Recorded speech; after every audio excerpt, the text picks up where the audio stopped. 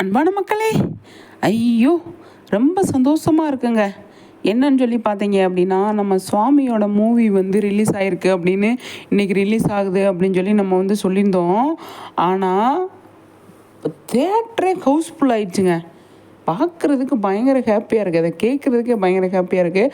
அதுவும் சென்னையில் தமிழ் படம் கிடையாது, கன்னடா படம். சரியா, கன்னடா படத்தில் அதுவும் நம்ம சுவாமி நடித்த படத்தில் ஒரே ஒரு தேட்டரில் தான் வந்து ரிலீஸ் பண்ணியிருக்காங்க சென்னையில். பயங்கரமாக க்ரௌடு, சூப்பரில் நல்லா இருக்குது. அதை கேட்கும் போது எல்லா இடத்துலையுமே இந்த படம் ரிலீஸ் ஆனோடனே 9 மணிக்கு இது படம் போட்டோடனே வந்துட்டு ஹவுஸ்ஃபுல்லாக இருக்குது. பயங்கர ஹாப்பியாக டீம் எல்லாருமே வந்து ரொம்ப சந்தோஷமாக இருக்காங்க, பயங்கர ஹாப்பியாக இருக்காங்க அப்படின்னு தான் சொல்லணும். ஏன்னா சுவாமி இந்த படத்துக்காக நிறைய படம் ரிலீஸுக்காக, நான் சொல்ல வர்றது ரிலீஸுக்காக பயங்கரமாக ரிஸ்க் எடுத்தாங்க, பயங்கரமாக கஷ்டப்பட்டாங்க, நிறைய பேர் வந்து மீட் பண்ணாங்க, அவ்வளோ விஷயங்கள் நடந்ததுங்க.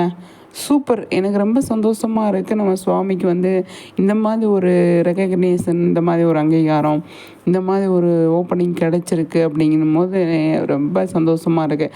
ஏன்னா என் மகாநதி ஃபேன்ஸ் சென்னையில் இருக்காங்க, தமிழ்நாட்டில் இருக்காங்க. தமிழ்நாட்டில் ஒரு 2-3 இடத்துல ரிலீஸ் பண்ணியிருந்தா கூட நல்லா இருந்திருக்கும் அப்படின்னு தான் எனக்கு தோணுச்சு. இனி போக ரிலீஸ் பண்ணுவாங்களா இருக்கும்.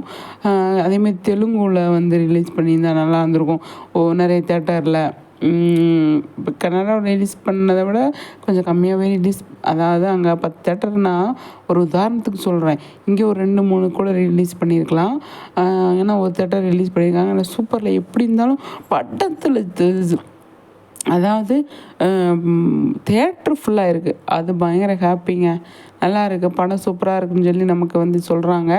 நம்மளும் பார்க்கணும். சரிங்களா, சென்னையில் தான் ரிலீஸ் பண்ணி, இங்கேலாம் ரிலீஸ் ஆகலையே, என்ன பண்ண முடியும்? நம்ம ஊர் பக்கம் ரிலீஸ் பண்ணால் தானே பார்க்க முடியும். சூப்பர் சுவாமி, நல்லா அடுத்தடுத்து நிறைய ப்ராஜெக்ட் பண்ணுங்கள், நல்ல நல்ல படமாக பண்ணுங்கள், பெரிய பெரிய இடத்துக்கு போகணும், பெரிய சூப்பர் ஸ்டார் ஆகணும், நம்ம விஜய் சார் மாதிரி பெரிய ஆள் ஆகுங்க. சரிங்களா, சூப்பராக இருக்குங்க. இந்த மாதிரி விஷயங்கள்லாம், இந்த மாதிரி வளர்ந்து வர பசங்களை பார்க்கும்போது பயங்கர ஹாப்பியாக, பயங்கர சந்தோஷமாக, மனசுக்கு நிறைவாக இருக்குங்க. நிஜமாகவே சுவாமி இந்த படத்துக்காக எவ்வளோ கஷ்டப்படுறாரு ரிலீஸுக்காக. நம்மளாம் கேள்விப்பட்டோம் இல்லையா, அவ்வளோ கேள்விப்பட்டோம். என்னடா இப்படியெல்லாமா இருக்கும் அப்படின்னு சொல்லி நமக்கு தோணுச்சு.